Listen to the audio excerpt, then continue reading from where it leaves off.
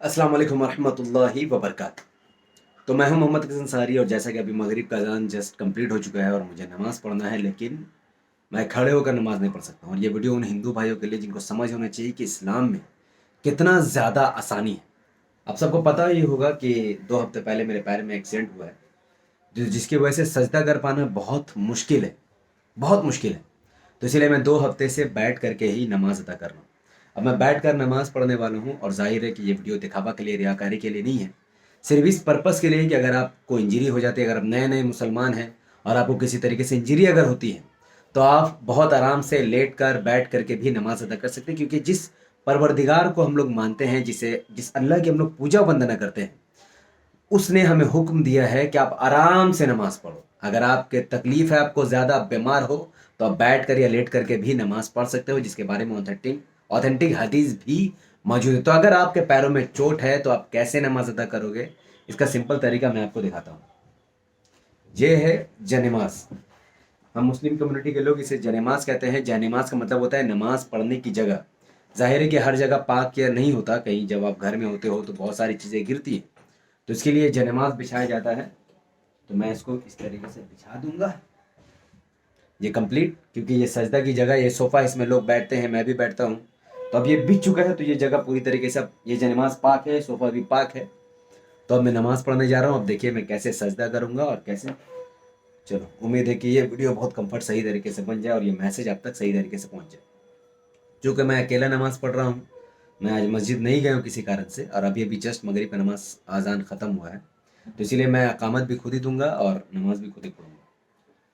اللہ اکبر، اللہ اکبر، اشہد ان لا الہ الا اللہ، اشہد ان محمد رسول اللہ، حی علی الصلاة، حی علی الفلاح، قد قامت الصلاة، قد قامت الصلاة، اللہ اکبر، اللہ اکبر، لا الہ الا اللہ، اللہ اکبر۔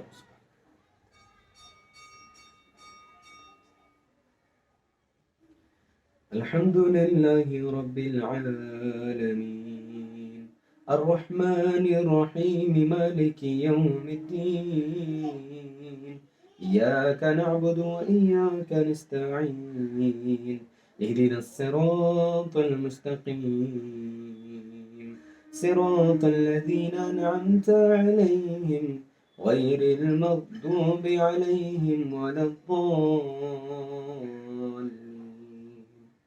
آمين۔ والتين والزيتون وطور سينين وهذا البلد الأمين، لقد خلقنا الإنسان في أحسن تقويم، ثم رددناه أسفل سافلين، إلا الذين آمنوا وعملوا الصالحات فلهم أجر غير ممنون، فما يكذبك بعد بالدين، أليس الله بأحكم الحاكمين، الله أكبر۔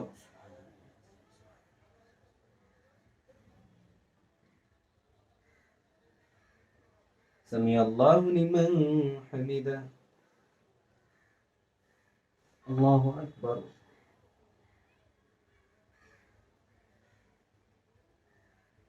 الله أكبر،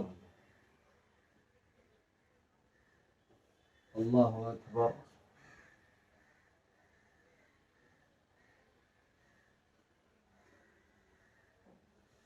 الله أكبر۔ الحمد لله رب العالمين، الرحمن الرحيم، مالك يوم الدين، إياك نعبد وإياك نستعين، اهدنا الصراط المستقيم، صراط الذين أنعمت عليهم غير المغضوب عليهم ولا الضالين، آمين۔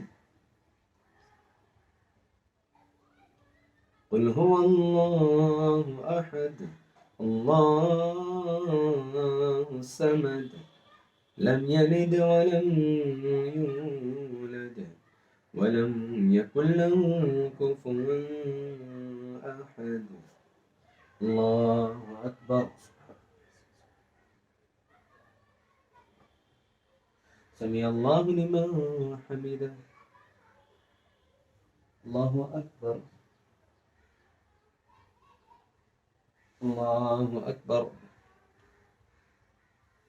الله أكبر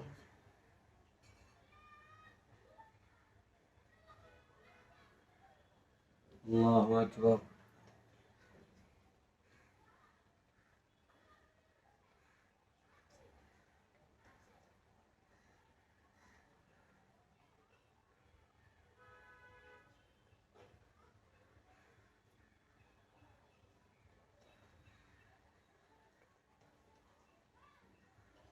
الله أكبر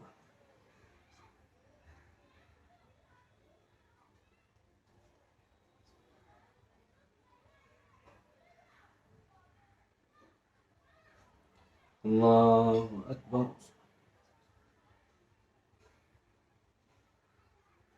سمع الله لمن حمده الله أكبر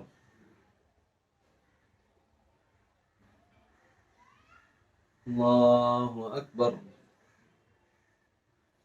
الله أكبر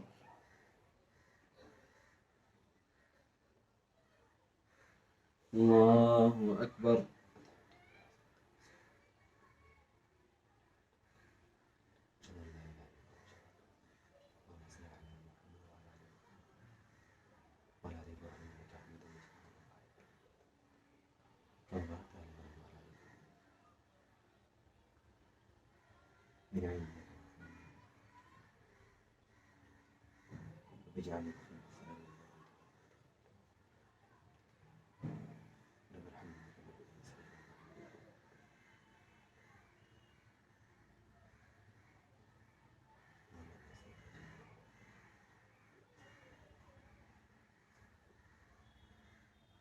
السلام عليكم ورحمة الله السلام عليكم ورحمة الله الله أكبر استغفر الله استغفر الله استغفر الله اللهم أنت السلام ومنك السلام تبارك يا ذا الجلال والإكرام لا إله إلا الله وحده لا شريك له له الملك وله الحمد وهو على كل شيء قدير لا حول ولا قوة إلا بالله لا إله إلا الله ونعمة الإياه له النعمة وله الفضل وله الثناء وحسن لا إله إلا الله مخلصين الدين ومن كره الكافرون.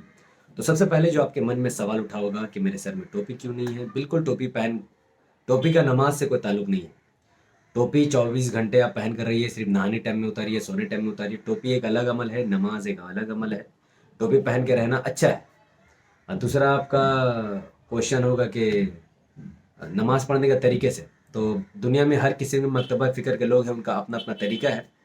تو آپ جس طریقے سے نماز پڑھتے ہیں وہ آپ کا اپنی مرضی، آپ ویسے نماز پڑھیے. ویڈیو بنانے کا جو مقصد تھا کہ اگر آپ انجرڈ ہے، خاص کر کے اگر آپ نئے مسلمان ہیں یا آپ اسلام دھرم کو قبول کرنے کی سوچ رہے ہیں، تو اسلام میں کتنا سہولت ہے وہ سمجھانے کے لیے میں نے یہ ویڈیو بنایا ہے، تاکہ آپ کو سمجھ میں آئے کہ اسلام میں کتنا آرام ہے، کتنا آسانی ہے. یعنی اسلام میں کوئی ایسا عمل نہیں کہ آپ کو کنواں کے اندر لٹک کے نماز پڑھنا پڑے گا، آپ ایک دم مرنے میں ہو تو بھی آپ کو نہیں. جیسی کنڈیشن ہے ویسی نماز ہے، یہی نبی کریم صلی اللہ علیہ وسلم نے سکھایا. اور دوسری بات، جو رکوع اور سجدہ کا جو معاملہ ہے اس میں ایسا ہے کہ آپ کو کمر سیدھا کرنا ہے. جو کہ اگر آپ انجری ہے تو آپ کے لیے ایسا معنی نہیں ہے، لیکن اگر آپ کو انجری نہیں ہے تو آپ کو معنی رکھتا ہے کمر سیدھا کرنا، اتنے دیر تک سبحان ربی الاعلیٰ پڑھنا. اس کے بعد بھی بہت ساری دعائیں ہیں.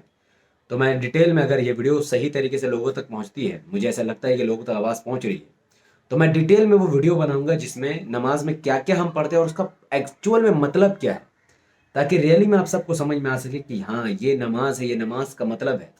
جیسے کہ سجدہ جو میں نے کیا، اگر آپ کو بہت زیادہ انجری ہے، چہرے میں بھی کوئی دقت، تو آپ سجدہ کرنے کی ضرورت نہیں ہے. آپ پراپر ایسے کر کے بھی سجدہ کر سکتے ہیں، آپ اشارہ سے بھی نماز پڑھ سکتے ہیں. تو صرف میرے گھٹنے میں تکلیف ہے، اسی لیے میں ایسے سجدہ کر رہا ہوں. اگر پرابلم کمر کی ہوتی یا پھر میں پرابلم ایسا ہے کہ میں جھک بھی نہیں پاتا، تو میں ایسے ہی پڑھتا اور ایسے ہی کرتا، پھر ایسے ہی سجدہ کرتا. تو آپ اشارے سے بھی نماز پڑھ سکتے ہیں. تو ڈیپینڈ کرتا ہے کہ آپ کا پرابلم کتنا زیادہ بڑا ہے. امید ہے آپ کو اس ویڈیو سے سبق حاصل ہوا ہو. اگر آپ کو کچھ سیکھنے کا موقع ملا ہو تو اس ویڈیو کو ضرور دوسروں تک پہنچائیے گا، تاکہ لوگوں کو پتہ چلے کہ اسلام کتنا آسان دھرم ہے جو دنیا میں سب سے بڑا اور سب سے پیارا دھرم ہے. بہت بہت شکریہ. السلام علیکم ورحمۃ اللہ وبرکاتہ. میں تھا محمد حفیظ انصاری اور آپ دیکھ رہے تھے دا پولیٹیکل.